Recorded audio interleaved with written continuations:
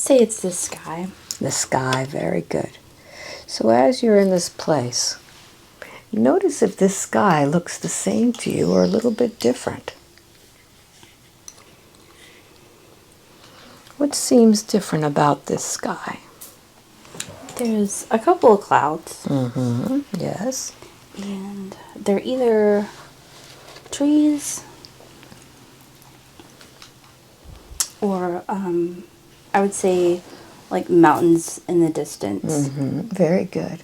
And as you're there in the sky, notice if you have some sort of a body there. What do you notice? I think I have a horse. A horse. Mm-hmm. Tell me more about the horse. What does your horse look like? It's brown. Mm-hmm. And it's, as I would say, it's a very large horse. Yes. And I can see my feet. Mm-hmm. And it is a pathway. I would say it's like a dirt path. A dirt path, yes. It might have like some pebbles or rocks. Mm-hmm. But they're kind of like a muddy color. Mm-hmm. Very good. And are you the horse or on the horse? I'm on the horse. Okay. So as you're riding your horse or on this horse, on this dirt path, take a look at yourself. What do you look like on this horse?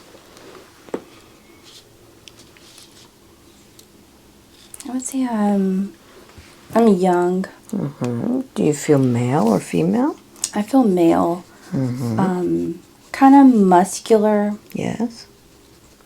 And I'm just by myself. Mm-hmm. And how old would you say you are? See the number in your mind now. I'm 21. Very good. And what do they call you? I'm hearing like Herman. Herman. Mm-hmm. And when I say the name Herman, does that resonate with you? Or does it sound like Herman? A relative. Okay. Very good. So where is it that you're going today on your horse?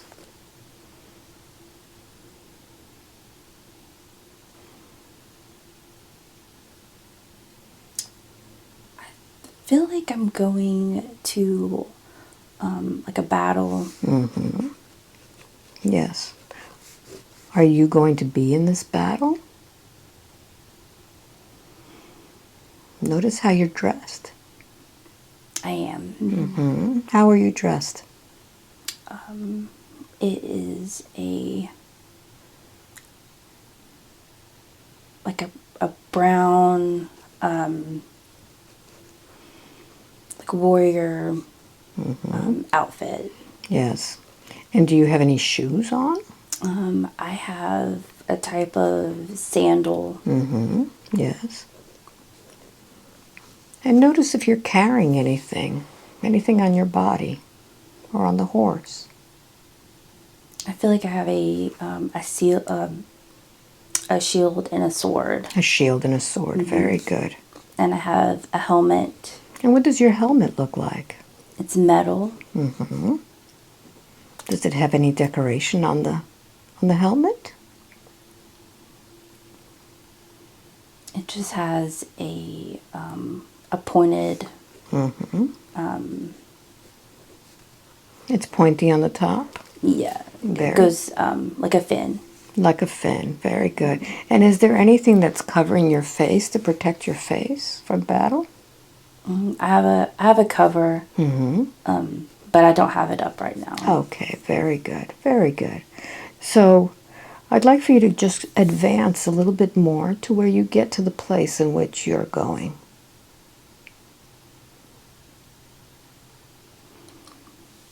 There's lots of people. Mm-hmm. Do they look like you? They do. Mm-hmm. And there's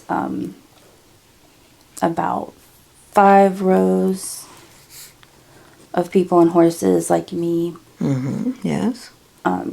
There's the enemy on the other side. Yes. And there's a center, like a circle. There's something in the middle of the circle. Yes. What's there in the middle of the circle? And it seems like a hole. What do you imagine that hole is in that circle? Almost like a pit people are falling into. Are they falling, or is someone putting them in that pit? They're kind of getting like hit and then pushed into the pit. Okay. On either side. Yes. And why do you imagine that they are pushed into this pit?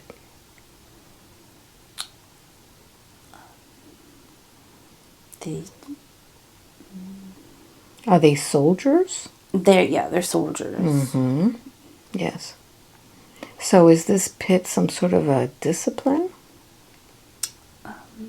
They just don't care for the other side. Okay. So they would get hit and then pushed into the pit to die. Okay. And notice how you're feeling about this as you're watching this happen. Yeah, I'm kind of shocked. And don't really know what to do.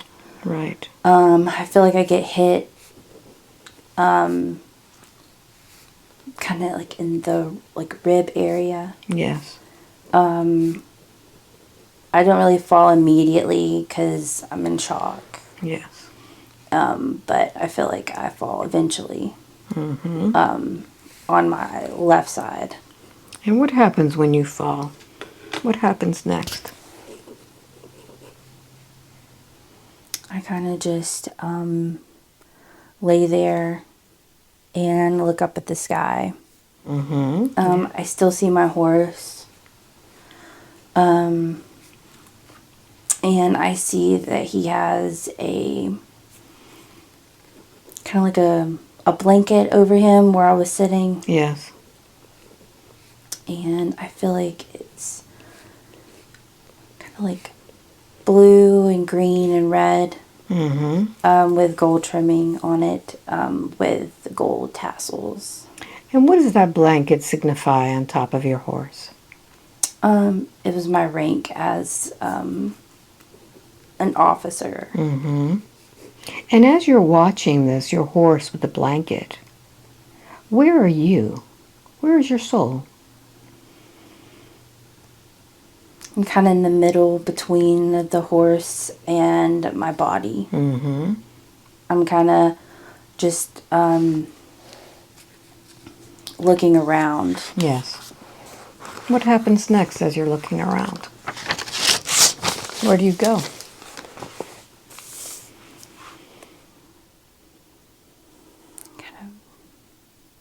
I go to the right side. And then I just kind of transition. Okay. So up until this moment, what's been the most difficult part of this? Seeing my friends pass away. Yes. I'm going to count backwards from 3 to 1. And when I get to number 1, you'll go back to this life of this soldier. But this time, you're going to see where all this all began. And I want you to experience and feel all of it. 3, 2, and 1. How does this all begin? I'm young. And the war is beginning. Who is this war against? If you knew. I feel like I'm a Roman. I happen to be in town when there's people around to recruit. I also don't have any money and feel like it would be a good opportunity.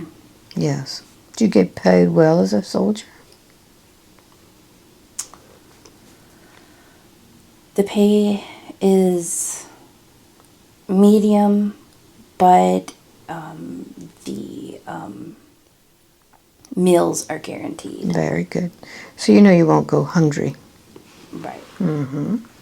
So what happens next?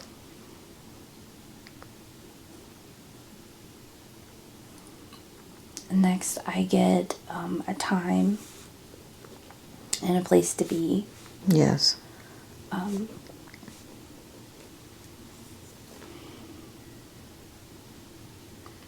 Yes, continue. They want me to bring my horse. This is your horse. This is my horse. How do you feel about your horse? I'm very connected to him. His name's Fred. Yes. And I've raised him since we were both young. Yes. He's a very strong horse. And he's one of my close friends and like a prized possession. Very good. And how do you feel knowing that you're going to battle with Fred?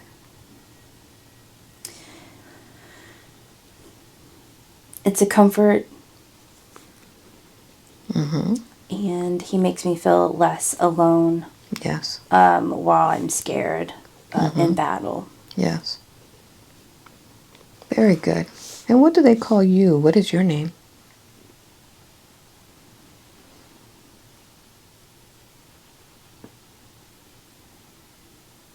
I'm Herman. Herman. Very good. Continue. What happens next?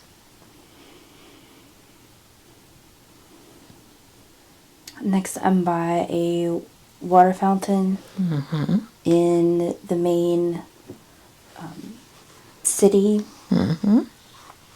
It's square and has a place in the middle that's risen, made out of bricks. Yes. And I'm staring at myself, putting my hand in the water, contemplating how I'm going to go to battle, not having any experience. So I'm grateful for my horse being with me. Yes. To give me the strength to make it back home. Very good. Very good. So I'm going to count to 3. When I get to number 3, you'll move to that most important part when things begin to happen. 1, 2, and 3. You're there. Where are you?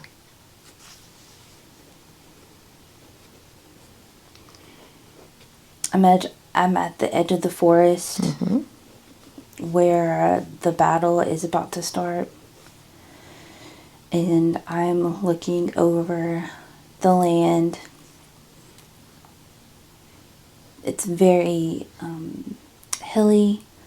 I'm at the top of the hill, and it kind of has multiple hills that I'm looking down into. And the enemy is coming from the other side. Yes. My side has advanced further downhill and going to meet up with the enemy. And notice how many are with you.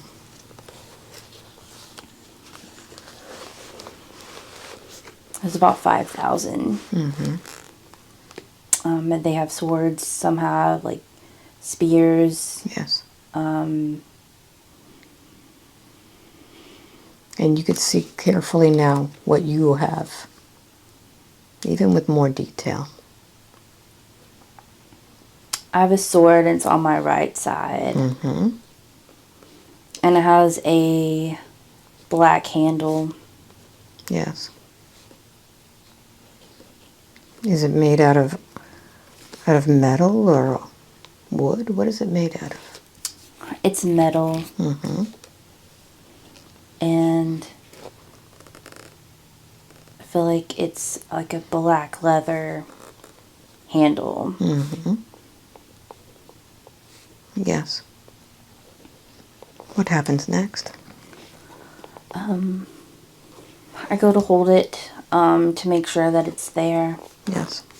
And then I kind of contemplate what I'm going to do once I get down to the battlefield, and take a couple of deep breaths and just tell myself that it's going to be okay and that I'm strong enough to go into battle. Good. So advance a little bit forward to where you're actually in the battle. Begin to smell, to hear, to taste all around you. What's happening? There's lots of loud noises. Lots of people yelling. Yes. Lots of men yelling. There's some crying, not too much crying. There's men asking for their sword. Yes. It smells like dirt and grass and blood. Yes. It's all very fast. Yes. And I'm just kind of looking around and seeing what's happening in the center. Yes. So now you could see it clearer. You can hear the sounds. You could feel the emotions. Everyone's scared. A lot of people are angry. What's happening? They're not happy that they're in a battle. They want to go home. Yes. Are these people from your side too? They're from my side. Yeah. What do they say?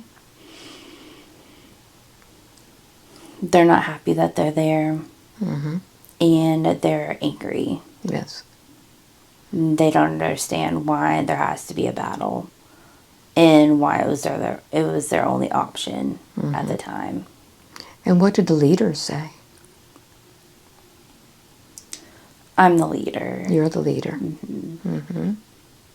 And I assure them that it's going to be all over soon. And to not worry. All right. So what do you do next?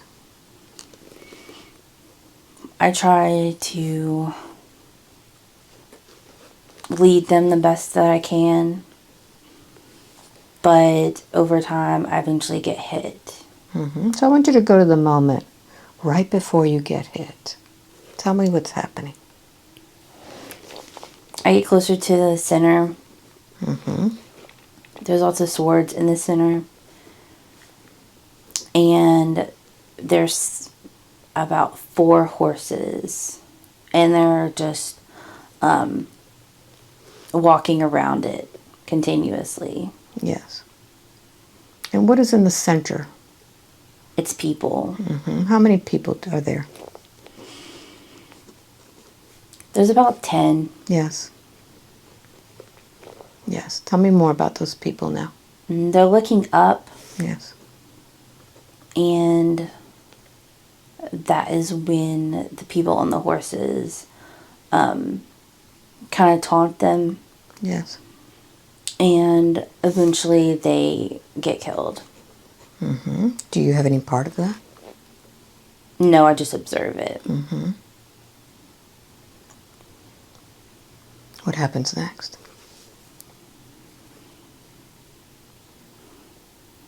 After that, I go back into our side. Yes.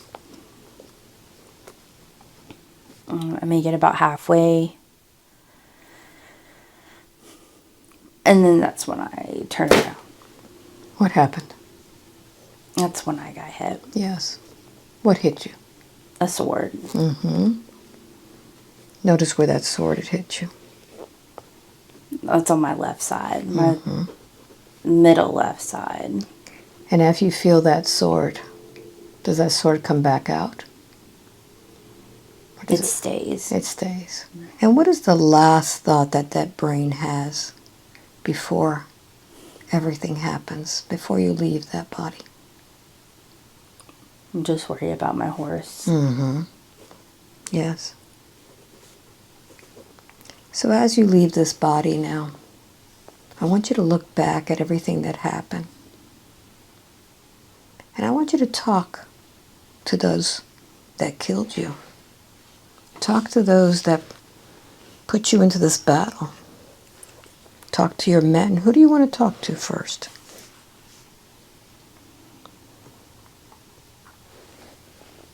You could talk to your horse.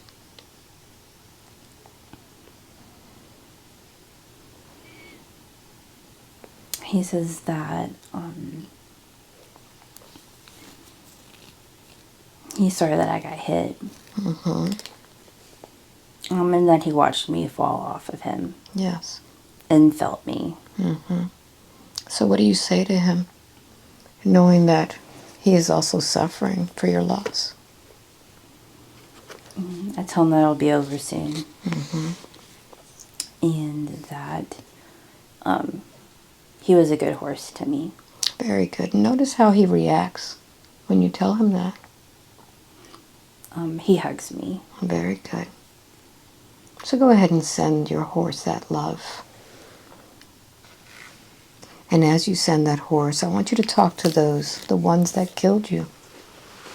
So I want you to go ahead and talk to him. What do you say to this man who put a sword through you? I told him that he hurt me. Mm-hmm. Yes. And that I don't understand why he had to do what he did. Mm-hmm. So I want you to tell him that he took your life, that you were young, and he snuffed that life out of you, and he took your power as he put that sword through you. And you demand that he give you back that energy that he took from you, that life force. Go ahead, tell him. He says that he understands. Mm-hmm. So ask him to give you your power back. Demand it back from him.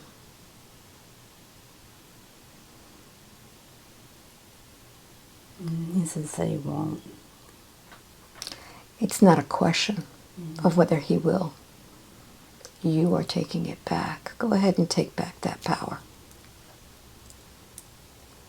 Declare it. I take my power back now. Go ahead. Speak your truth.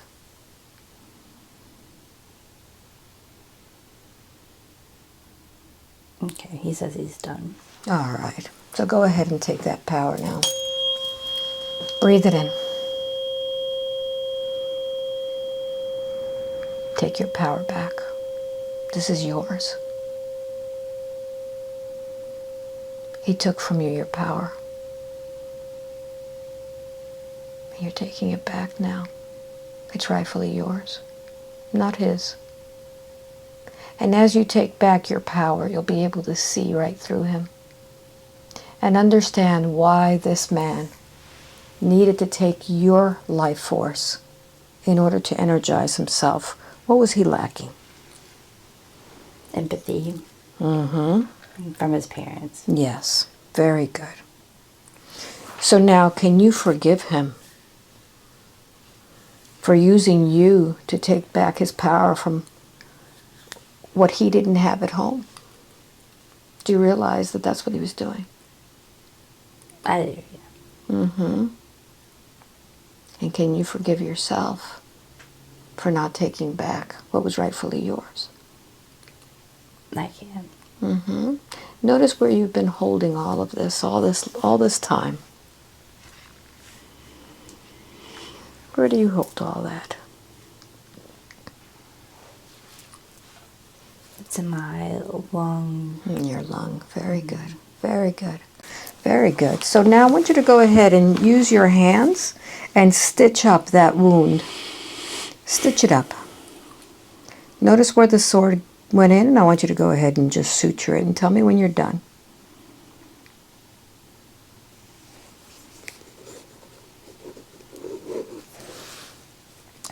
All right. So now that you're sutured up and you've taken back your power and released everything that didn't belong to you from that lifetime, I want you to go ahead and take that soul into the light, knowing that with the death of that body, that experience is over.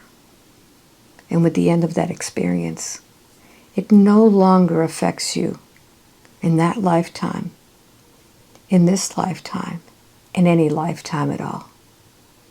And as you go into the light, you'll be met by your guide. What does your guide tell you when you get into the light?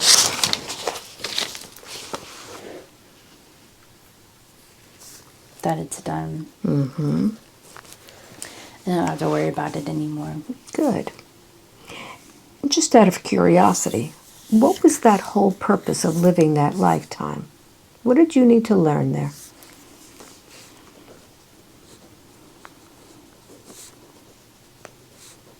Needed to learn to let go. Mm-hmm. Yes. And to love. And love. Mm-hmm. Was that done in that lifetime? Was it accomplished? The love was accomplished by having my horse. Very good. So you were able to share your love with your horse. Mm-hmm. And what about letting go? Were you able to let go? Yeah, with the one that harmed me. Very good. Very good. So now, as you're in the light, I want you to go ahead and find the next thing that your soul needs to heal. 1, 2, and 3. You're there now. Where are you?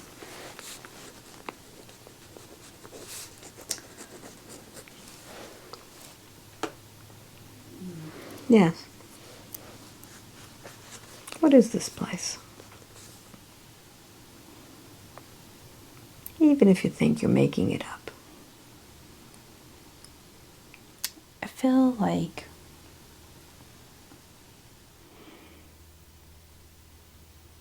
I think I'm in a hospital. Mm-hmm. Yes. Yes, tell me more. And I'm holding a baby. All right. So I want you to just look at yourself for a moment as you're holding this baby. How old are you there? See the number in your mind. I'm about 17. Mm-hmm. And what do they call you? What's your name there? Allie. Mm-hmm. And Allie, are you there by yourself? You and the baby? I have someone. Mm-hmm. Who's there with you? Like a grandmother. Mm-hmm. Yes. And look at this baby that you're holding. Is it a boy or a girl?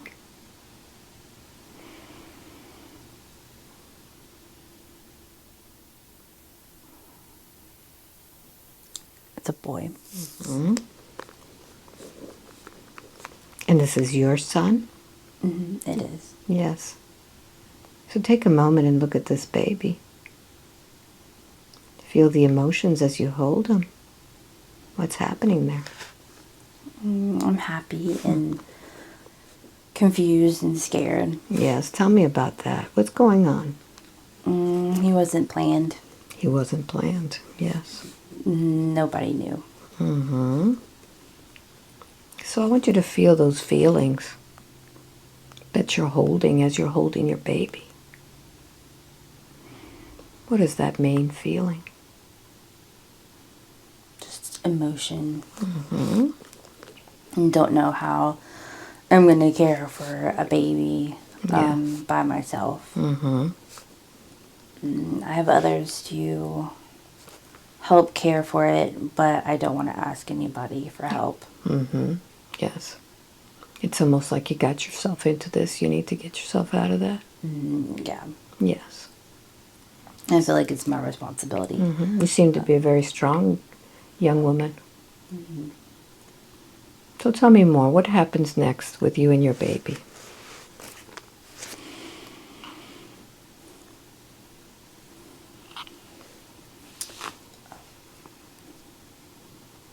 Yes.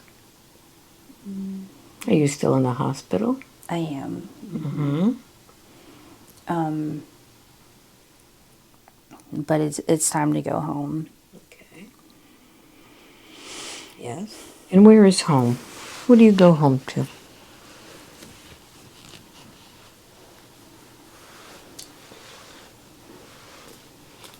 feel like it's Iowa. I have a small home Mm-hmm. where I live with my grandmother. Okay. And that's where I'm going to go until I can land on my feet on my own. Mm-hmm. What do you call your little baby? His name's Dave. Dave. Very good. Very good. So I'm going to count from 1 to 3. We're going to close the scene. And you're going to go to the next significant scene in that same lifetime when something very important happens. 1, 2, and 3. You're there now. What's happening? And his first day of school. Mm-hmm. He's about 7. Yes. Then he's getting on the school bus. Mm-hmm. And I'm worried about him getting to school safely. Yes. What year is this? Just see the number in your mind. Don't analyze it. It's 1971. Very good. What happens next? It's icy. Mm-hmm. And the bus has a car wreck. Mm-hmm. And I'm worried about him. Yes. And I don't find out until hours later. Yes. And that's why I was worried about him. Mm-hmm. It was my intuition. Yes. And what happens? He passes away. Mm-hmm.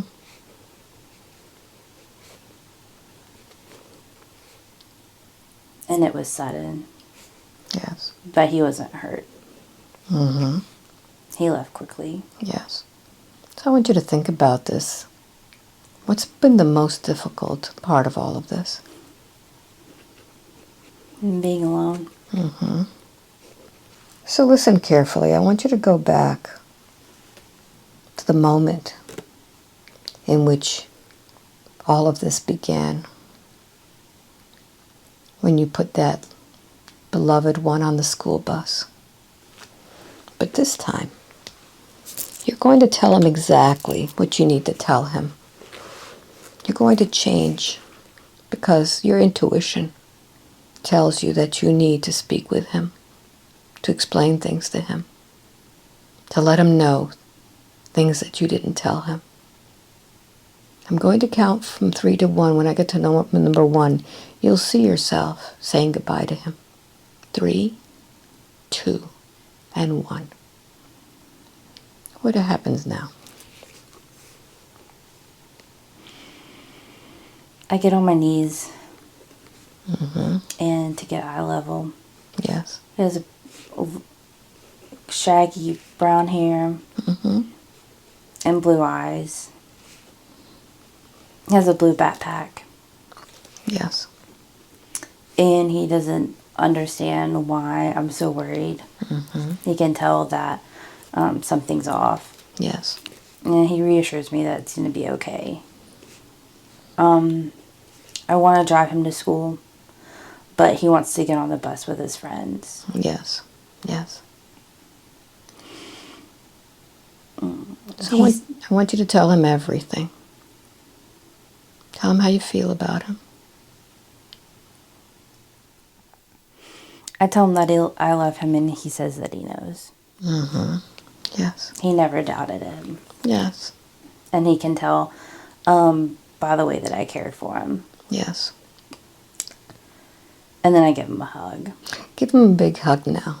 This is the hug that's going to last forever. It's going to last through lifetimes. You're going to have that eternal hug now. Just take a moment now and absorb all of that love like an escrow that will just grow whenever you think of him, whenever you remember this. Feel that love now.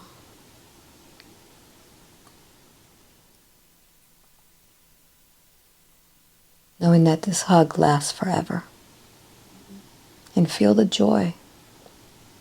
And as you're giving him that hug and he's giving you back, you will understand why he came into your life by accident. Why was he meant to come into your life? To show me what love was. Mm-hmm. Yes. And how to sacrifice. Mm-hmm. So I want you to thank your little teacher for showing you what love is, to making you feel love with every cell of your being, knowing that this love has lasted beyond this moment in time. Thank him for that. He says that I'm welcome. Very good. And now that you've taken that eternal hug with him, knowing that he has given you that love that will always be with you, that there is no reason to fear anymore because he has played the role he needed to.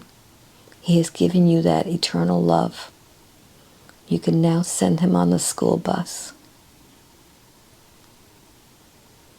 And notice how you feel as those doors close in front of you. I'm kind of worried, but relieved. Mm-hmm. Yes. So as you advance now to the moment where you hear about the accident, this time you could feel him still hugging you. Notice how you react now. I'm comforted. Mm-hmm. Knowing that he's okay. Very good. Very good. So with that, I'd like for you to go ahead and disconnect that cord that you had between you both. And allow him to go into the light. Knowing that with the death of his body, that experience is now over. But the vibration of love will be always there. Disconnect from him now. Notice where that connection has been.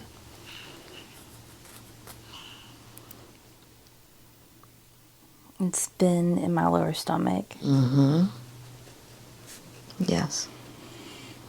So go ahead and disconnect it. And notice how having him connected to you all this time has been affecting you. I hold on to the emotions. Mm-hmm. Finding out and having him. Yes. And then the loss. Very good. I didn't want to relive the loss again. Very good. So now that you understand that, we need to heal that space. Knowing that now you can open that space for another child to bring you love. So what would you like to heal that space with? Light. Mm-hmm. What color is that light? It's purple. Beautiful. I'm going to sound a tuning fork over that area, and I want you to bring that purple in there. And just breathe it in, breathe in that light, almost as if it was just flowing in. What does that look like there? Spider webs. Mm-hmm. So use this purple light and go ahead and just brush off all those spider webs, untangle them, blow them away.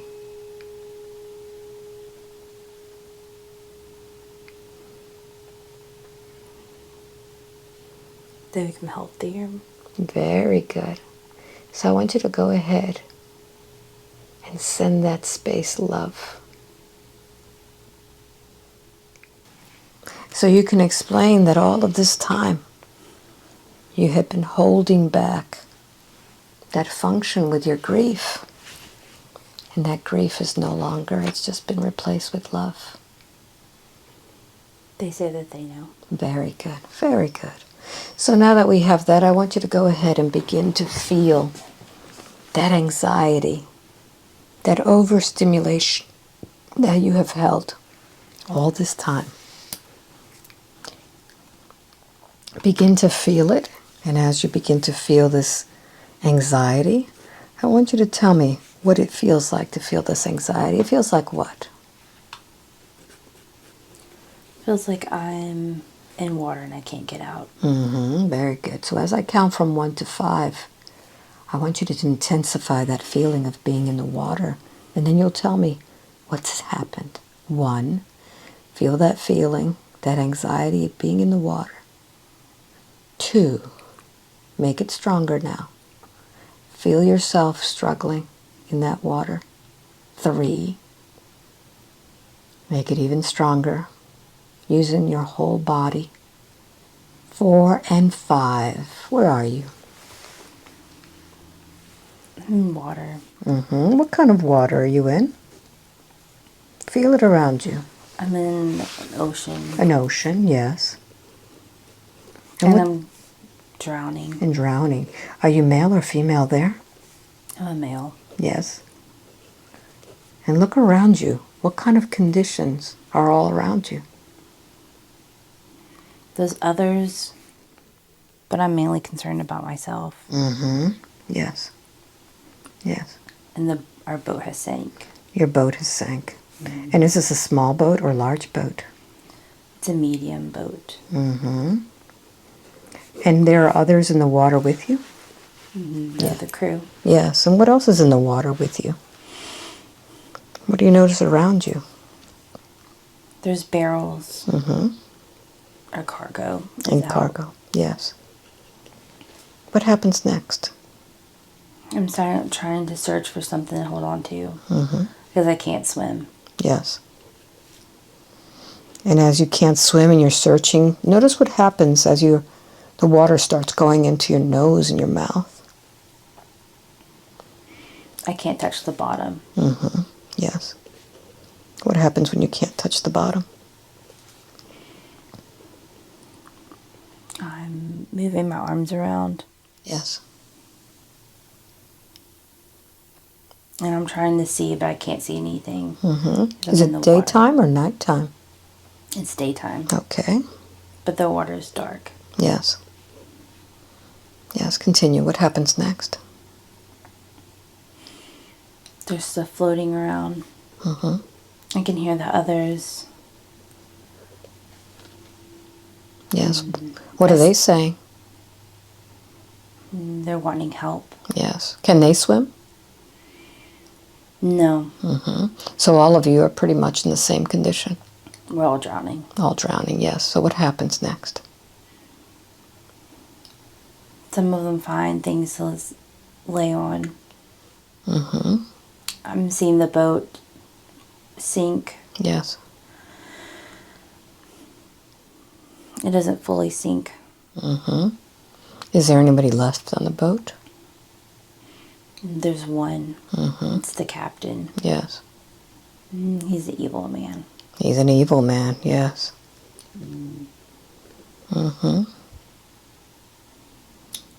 He doesn't care that others are drowning. Yes. He's just worried about himself. Yes. And I can see the sail. Yes. It's tan. And it's a medium-sized scale. Yes.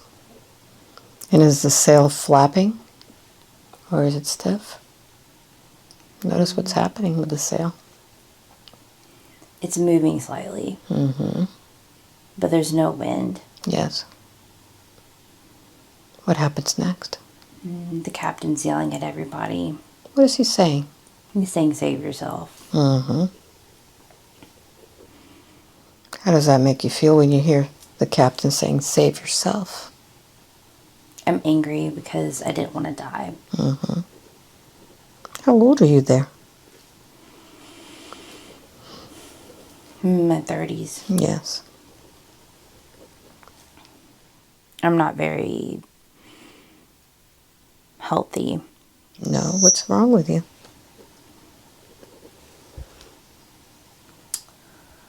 I'm a larger guy. Mm-hmm. And I didn't do much on the ship. Mm-hmm. But I navigated. Yes. But now, it's a lot of weight to be in the ocean, isn't it? Mm-hmm. Yes. So what happens next to your body? I start breathing in the water.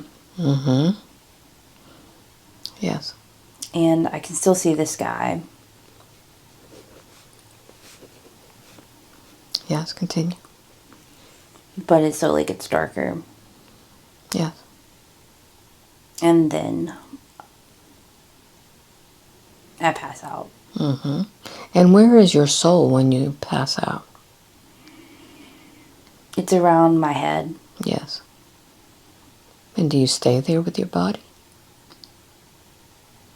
For a little bit. Mm-hmm. Very good. So, listen carefully. I'm going to count backwards from 3 to 1. When I get to number 1, you will be back to where this all began. How you got to be in this situation. But this time, I want you to experience everything. Feel everything with detail. 3, 2, and 1. Don't hold back. What's happening? I told the captain we're in his office space and there's a map. Mm-hmm. And he's sitting at the desk. And I tell him that we need to go on this path. We need to go west instead of east. And he doesn't believe me. Mm-hmm. He thinks he knows everything. Yes. But I tell him that he's wrong and that I know the path that we need to go. Yes. So instead we go his way. And then we hit a rock. Mm-hmm. A very large boulder. Yes. And then that's when we crash. Yes. And I'm upset because I can't swim. And he knew that. Mm-hmm.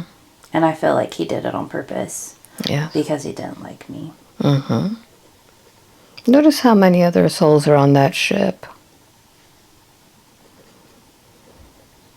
There's a few. Mm-hmm. About 7. About 7, yes. So all of you except the captain are now in the water? And yes, he found higher ground. Mm-hmm. And all of us are in the water. Yes. And everyone is panicked. Yes. What about you? What are you feeling? I'm in shock. Yes. I start feeling panicked when the water becomes over my head. Mm-hmm. Yes. I don't like the feeling. What does your brain think before your soul leaves that body? What's the last thought that you have? That I couldn't believe it was happening. Mm-hmm. Yes. And I knew it would happen, and I couldn't believe that. I let myself get in that situation. Yes, very good. Say that again. I couldn't believe that I let myself get in that situation. Very good, very good. So as your soul leaves that body, I want you to begin to think about all of these things and how it is that all of this now affects you in the life as Brittany. When you can't believe that something is happening, when you know that you were right and someone goes against you. I know that it was going to happen. Mm-hmm. Yes. So I want you to take a moment and have your soul talk to this captain. And I want you to just tell the captain exactly how you feel about what he did, how he risked not only your life, but his own life and the lives of all the others Tell him exactly how you feel.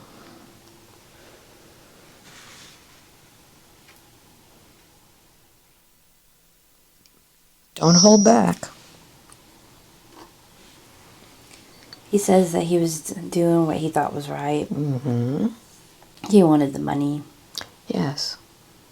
He wasn't concerned about anyone else but his own. Mm-hmm.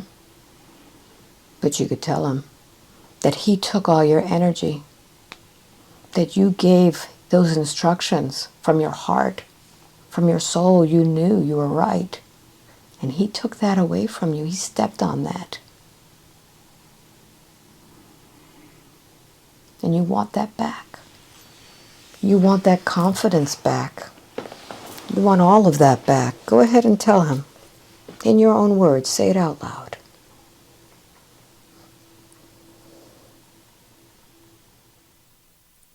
That I don't want to deal with anxiety anymore. Mm-hmm. Yes. And that he took away that confidence in you.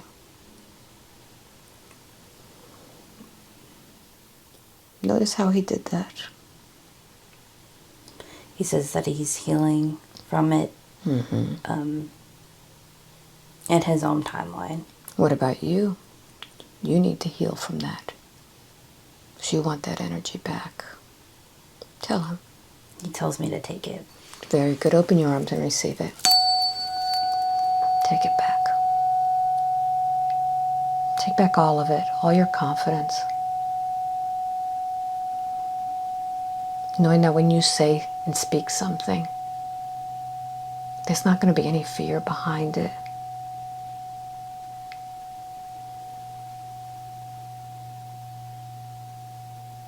And now that you have all that back, can you forgive him for being such an idiot? I do. I tell him that. Mm-hmm. And now can you forgive yourself for being anxious, not only in that lifetime, but in every other lifetime that you're living because of that one incident? Yeah. So find out where it is that you're keeping all of this. Where are you keeping all of that? Anxiety. It's in the center of my chest. Very good. So I want you to go ahead, and I'm going to give you another tissue, and I want you to cough out all of that water, everything you swallowed, including everything that he sent to your way and you swallowed. You had to swallow your words, swallow your pride. Cough it all out. You don't need that. Get it out. Mm-hmm. Don't leave anything in, not one trace. Mm-hmm. So now I want you to go ahead and take that soul out of that lifetime. I want you to send that soul into the light. Now knowing that with the death of that body, that experience is over. And with the end of that experience, that no longer needs to affect you. Now you can move forward in life with confidence, knowing that when you say something, you're not going to say it with any type of fear behind it. That when you know you're right, it'll bring out a confidence, a vibration of confidence that others will accept, that others will honor. And there's no more fear that your words will be ignored and bring yourself into jeopardy. And as you go into the light, you will once again see your guide. What does your guide tell you now?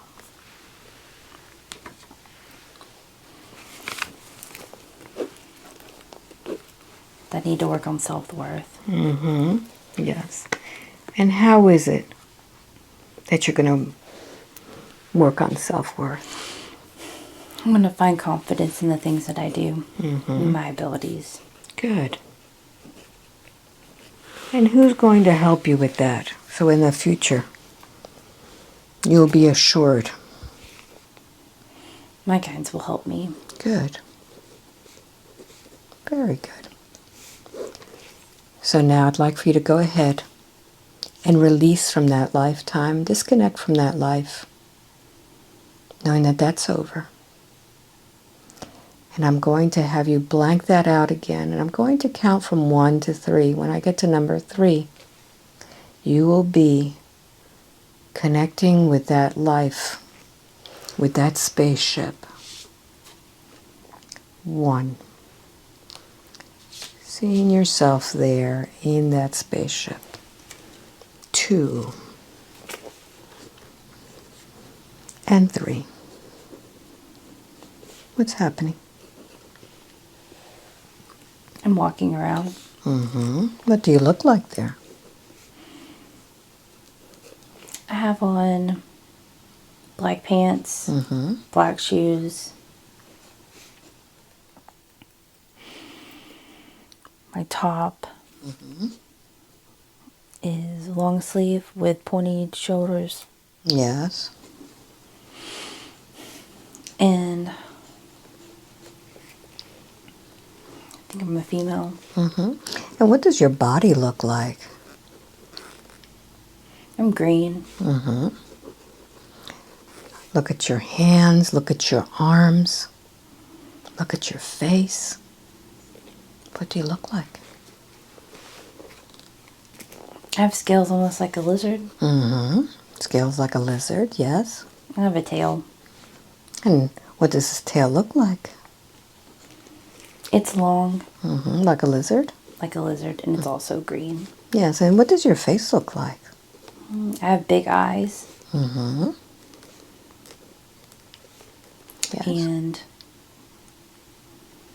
I have a very small nose. Yes.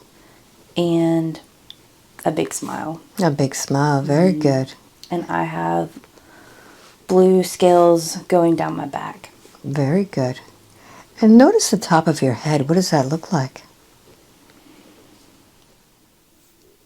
It's blue. Do you have any type of fur or feathers or anything like that? Or is it just... It's just scales. Just scales. Very good. And notice your body. Is it a big body or is it a slim body? It's slim. Is it short or long? It's about medium. Medium. Very good. Very good. So now that we know what you look like, what is it that you do on the ship?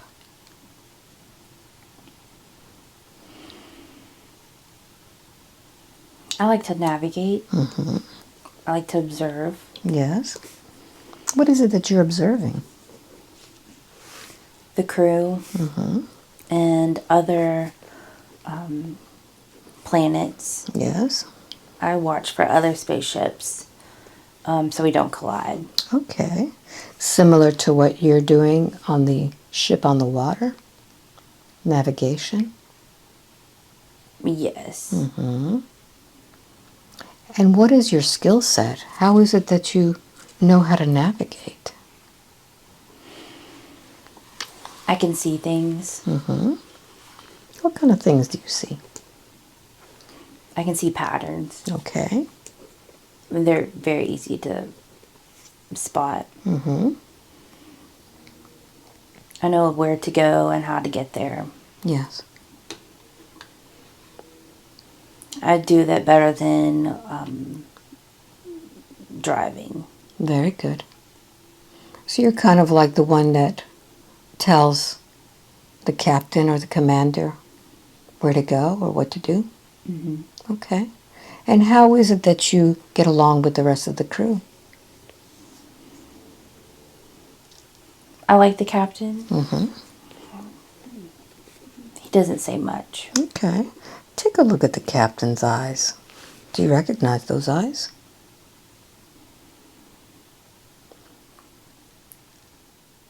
Have you seen that captain before?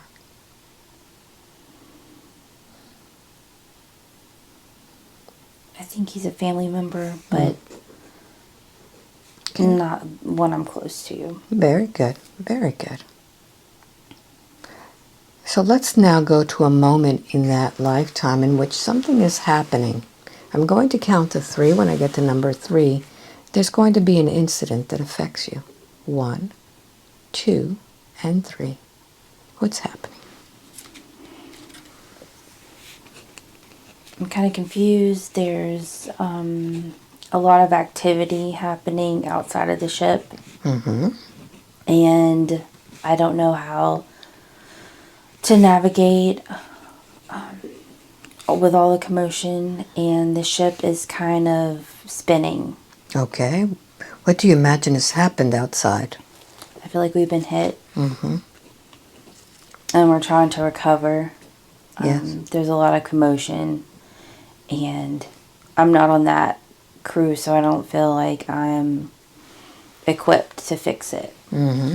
Yes. I have a lot of faith in that area. Mm-hmm. And the others? So what happens next? I try to navigate the best that I can, trying to fix it.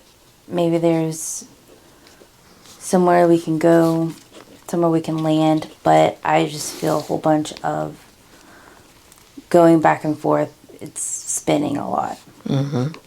Yes. And I can see the stars. Yes. I feel like we're getting very close to Venus. Mm-hmm. Yes. And I see it getting closer and closer and closer. Yes, and as it gets closer, notice what's happening with your emotions. I'm trying to decide where we're going to land. Mm-hmm. I've never landed there before. Yes. And I'm nervous because it's something completely different. Yes. That I haven't been trained to do. Yes. But I know that I'll have to do it. Very good. Continue. I feel like we land safely as I could land us. Some of them are hurt. Some on the crew? Yeah. Mm-hmm. But I feel like I'm fine. Okay. What happens next? I kind of have to crawl out of the front. Mm-hmm. And I just look around. What do you see? Just the ground.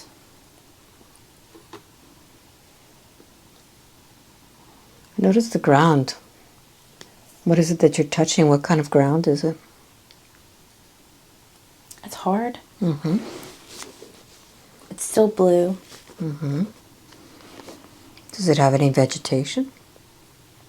It's just very bright blue. Very bright blue. There's no grass or anything. Mm-hmm. There's no one there. Yes. It's just me. And no one's come out of the ship yet. Yes. But I feel like a crew member. Mm-hmm. And I acknowledge him. Yes. And then we just kind of look around. Yes. There's about 3 or 4 other crew members that leave the ship. Yes. But other than that, everyone has passed away. What about the captain? I feel like he made it. Mm-hmm. So what do you do next? Now that your ship has crashed, a lot have passed away. We don't know what to do. Mm-hmm. We've never been there before. Yes. The supplies that we do have are very slim. Yes. We don't think we're going to make it. Okay. So I'd like for you to close that scene. And I'd like for you now to go forward. Advance the next important moment of your lifetime there. 1, 2, and 3. What's happening?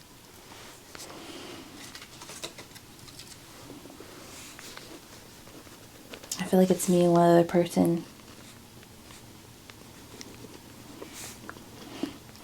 Yes. And we're down to our last ration of food. Yes. And we know that we're going to pass together. And so we lay down looking out into space. And we just pass away slowly. So what is the last thought that you have before you pass away? Just how pretty the stars are. And that if I was going to pass, at least it was peaceful. And notice what is that this body dies of. Starvation and dehydration. Our bodies also weren't used to the planet. Yes. So I want you to think about this. What's the most difficult part of all of this? That I couldn't prevent us from being hit. But I knew that I did all that I could do for what I was trying to do. Very good.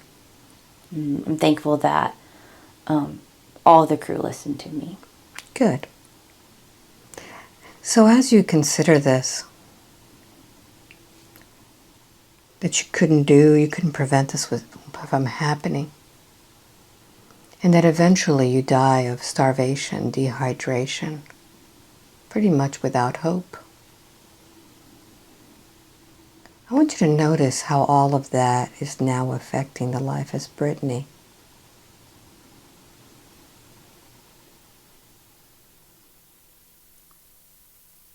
It makes me think about food. Yes. I want to overstock so I don't run out. Yes. I want you to notice how the body reacts when the mind is thinking of always having rations, always keeping the pantry full, always keeping your body from dying of starvation and dehydration. What are the things that this mind is programming the body to do?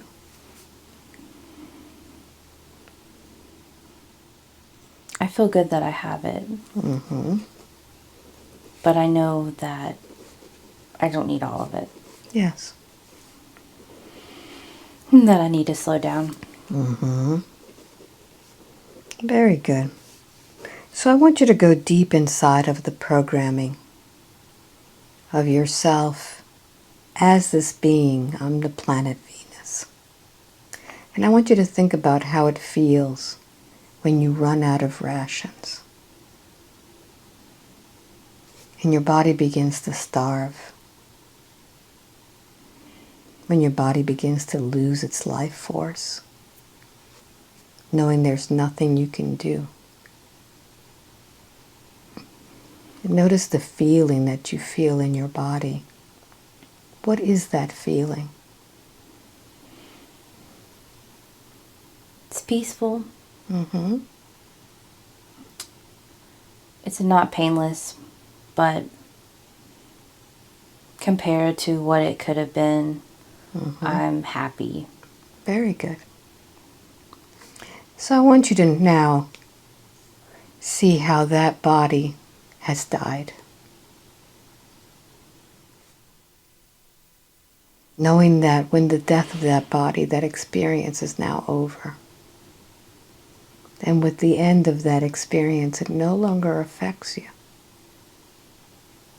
So as you disconnect from this being on Venus, I want you to notice what happens to your own body as you disconnect. What shifts? I'm just looking at myself. Yes. I don't have really any emotion toward what has happened. Yes. I come to terms with it. Very good. So as you come to terms with it, I want you to look at the life that you're living as Brittany,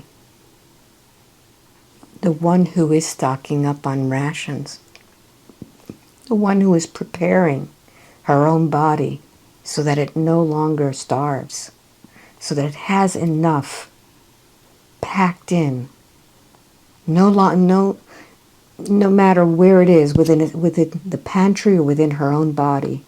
What do you say to Brittany about what has she done to prepare for something that doesn't belong to her? She doesn't have to do that. So notice where the programming is that's connected to you from Venus. Where is that program? It's in the lung. Yes. What does that program look like if you were to identify it? It's a box. Yes.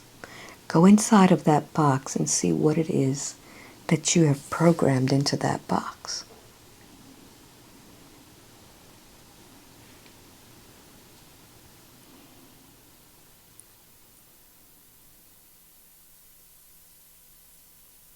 To help myself. Yes. Yes. And notice what triggers. Words.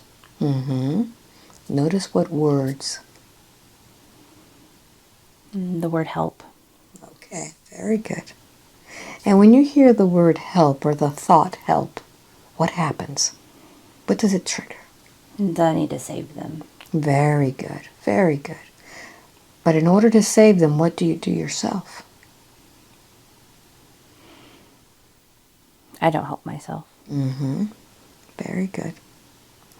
So let's go into that space where you've programmed that little box. And we're going to use a little bit of reprogramming. And that reprogramming is going to allow you to help others.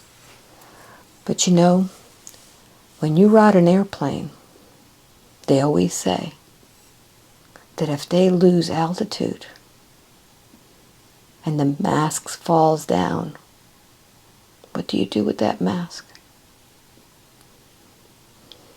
You help yourself first. You help yourself first. So are we ready to reprogramming that box to where you help yourself, to allow you to be in the best physical condition, mentally, physically, and spiritually and emotionally, so that you can help others with all of your full capabilities?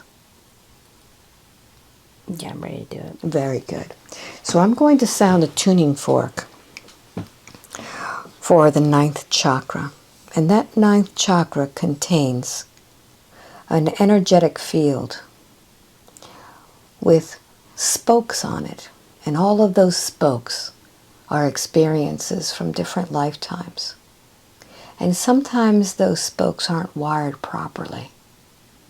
And you could see that there's one there or a few there that have not been wired properly and therefore is affecting that box, that programming. So I'm going to sound a tuning fork. And when I sound that tuning fork, I want you to go and repair all of those little spokes, those little wires.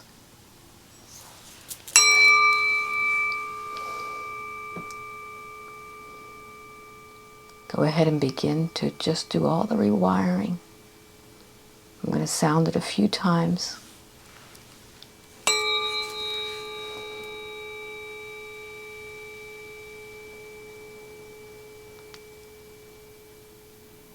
And tell me what's happening with the program.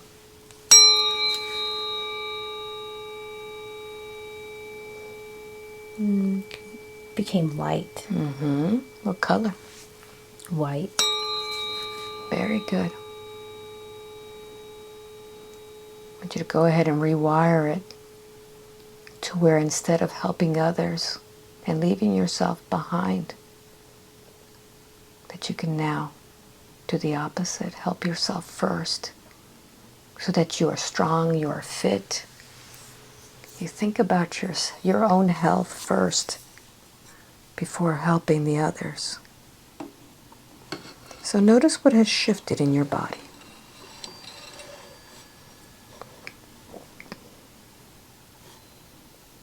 The lung can work better. Very good. So now that the lung can work better, I'm going to sound a tuning fork for the lung to remind the lung of exactly how it needs to vibrate. Breathe in very deeply, the deepest breath you can have. And begin to heal that lung. Feel it as you breathe real deeply, going deeper and deeper into it. What's happening to the lungs as it feels the vibration?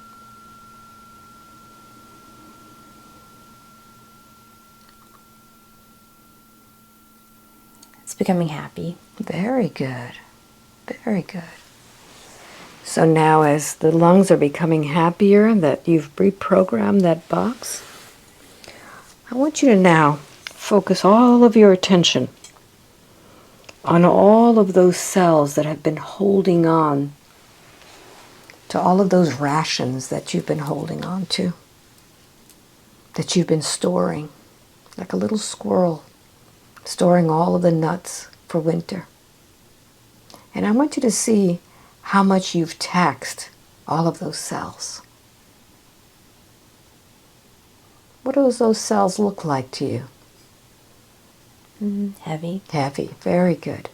So you are in command of all of those cells. They are all born in order to keep you alive. And you have been sending them signals that you needed to store all of this for the moment in which there would be starvation. And you can now command them with a new template, with a new role. What would you like to send to all of those fat cells that are storing your supplies? They don't need to be there. So let's do something. Let's transform them into energy, so that instead of holding on to all of that fat, you can transform it into energy, so that energy can be used for your powers, for your mind, for your body, for your spirit. Are we ready to do that? Yeah. Send them those happy thoughts. And this is the vibration specifically for those cells that are retaining all of that fat.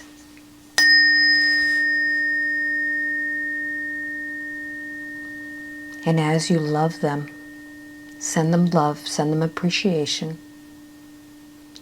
And you can forgive yourself for thinking that you needed to store all of this in case of starvation, in case of something happening.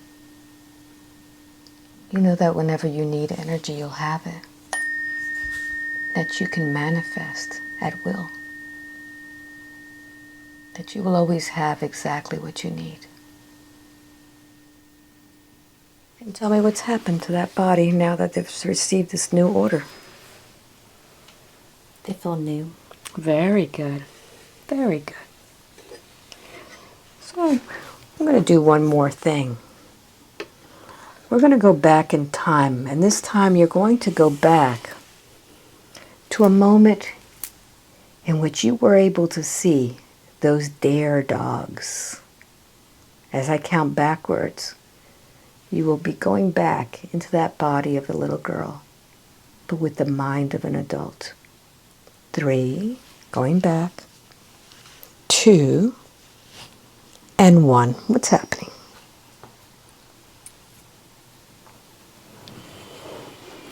I see them laying there. So now you could ask them, what is it that they're doing there? Who are they? They think that they're home. Mm-hmm. They've been there before. Yes. They don't really know why I can see them. Okay. Why do they dress up funny like that?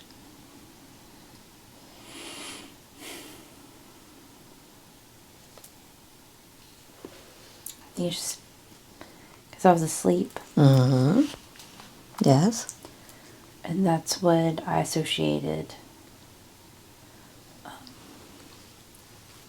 pajamas. Pajamas. So the dogs wear pajamas so that they could be the same as you? Yeah, they thought they were blending in. Okay.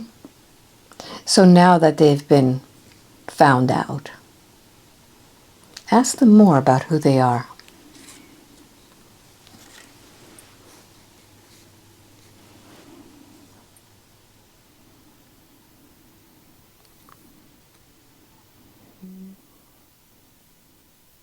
They just say something about being awake. Mm-hmm. Yes. They're just there. You're just there. Very good. Very good.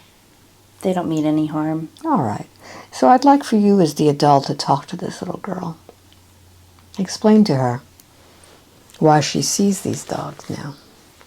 What do you say to little Brittany?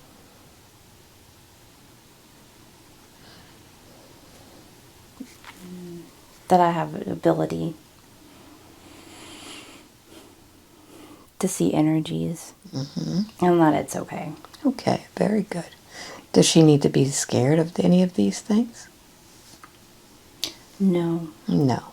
So you could tell her also that as she gets older, she's going to feel the thoughts and anxiety of other people.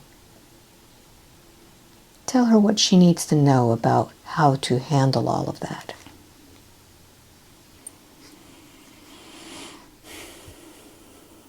To just breathe.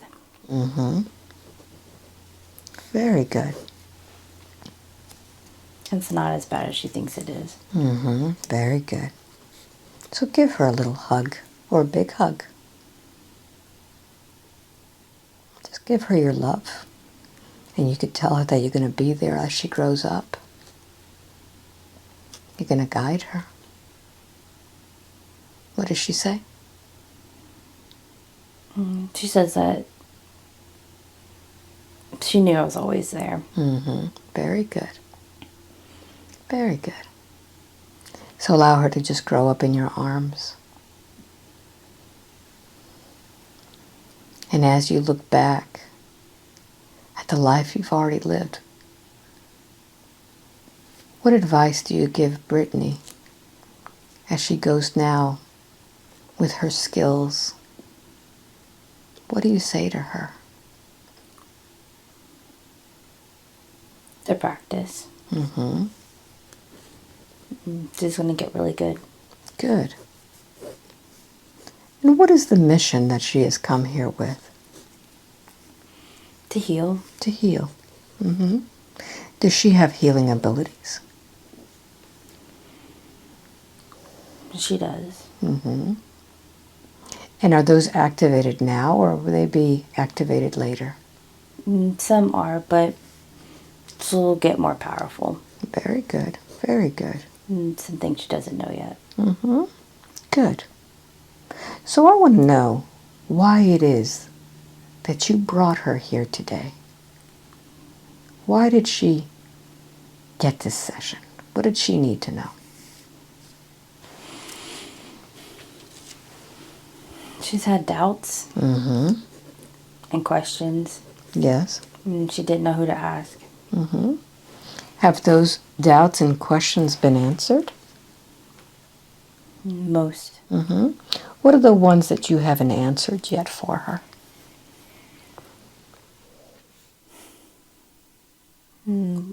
Why? Mm-hmm. And why she's here. Yes, why is she here?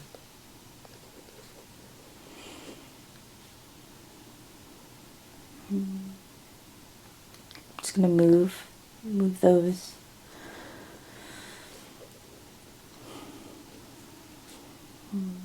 to help themselves. Mm-hmm. So she's a mover and shaker? Yeah. Mm-hmm. But it seems to me that she's too young still to know her full mission, isn't she? Yeah, she's not quite there yet. She's not quite there. So it seems that she's not going to get all her questions answered, or else you'd be giving her the answers to her test questions. Mm-hmm. So how do you assure her as she gets older and exercises her abilities and begins to just flow with her purpose? What do you say to her? There's already started to be signs that she needs to go her own way. Mm-hmm. Yes. And she needs to act on those feelings. Okay. It's not her ego. Okay. So is there a particular way that she should be going in order for her to bring out all of these skills to help people?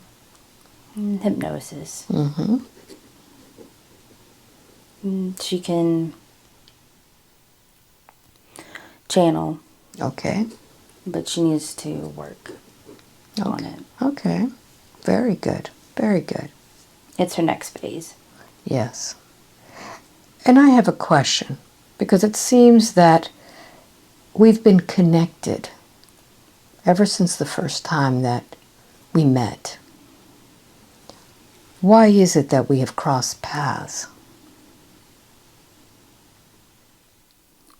To help her learn. Mm-hmm. Yes. Very good. Is there anything else that you'd like to tell her today?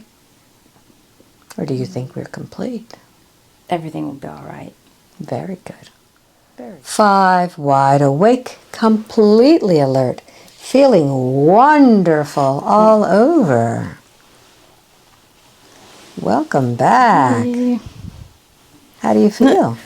It was pretty cool. That was cool? Yeah. Was it fast for you? Kind of. Yeah. Some of them were. How long do you think the session was? What did it feel like? I'd say about 30 minutes. 30 minutes? Can you see if I put it really close? Oh, an hour. It's almost 40. Just a little bit longer than you Yeah, thought. just a little bit longer. Wow, Brittany, that was amazing. Yeah. So do you want to share some of this? What do you think? Yeah, I think we'll be fine. I don't think there's really anything major. I don't think so. Yeah. So here we are, Brittany. Yep. Yeah. How'd you like that session? It was neat. Yeah. So Brittany has some talents. So tell everybody what you do. Oh, yeah. I'm pretty much like a medium. Mm-hmm. Yeah. You've been clairvoyant and you've been able to see since you were a child. About 3 or 4. Yeah. And at the end of the session, we were talking about the dare dogs. And the dare dogs, it's something that she saw when she was a little girl. Some dogs that were kind of masquerading, right? Tell everybody what you were experiencing. Yeah, they were like large dogs, and they were just laying in the bed, but I could see them. They had like nightcaps and nightgowns and everything, kind of like in the Night Before Christmas book.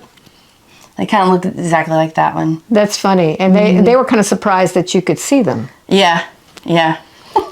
So you're able to also connect with people. You have that anxiety when you're in large places with lots of people. Yeah. So I'm sure that if you're watching this and you're feeling that too, that's because you're picking up on other people. So how did this session help you? It answered a lot of questions. Mm-hmm. Some that I kind of picked up on, but didn't have like a clear answer. Yeah. So that helped a lot with that. And it seemed like there were 2 times in which basically you crashed. The one where the boat, you were drowning there, and the second one, your ship. I mean, it's the same thing, a spaceship and a... How did that feel? It was almost like it's the same thing over and over again. Yeah, the one with the water was probably more anxiety, just because of all the water and, whatnot. The ship was probably less anxiety, more of like a peace, I would say. Yeah. Because it's more of like I feel like drowning versus starving is total opposites. And one of the things that didn't come up in the session, but you told me beforehand, is that you had a canoe, a canoe accident. Yeah. And now can you see almost like the correlation with that the ship was crashed and... Yeah, I could see that. Yeah. So anyway, so where are you from? Tell everybody where you live, or where do you just go to school? Do you work? What do you do? Yeah, I'm from around North Alabama, and I'm a caseworker for adults with intellectual disabilities. Yeah. Good. Yeah. And it says in your session you're going to be doing some hypnosis. Yeah. Oh, Ooh, look there at you that. go. Guess I am now. The headset just flew off on its own, so I guess that's a confirmation. Yeah. Thank you, whoever said that.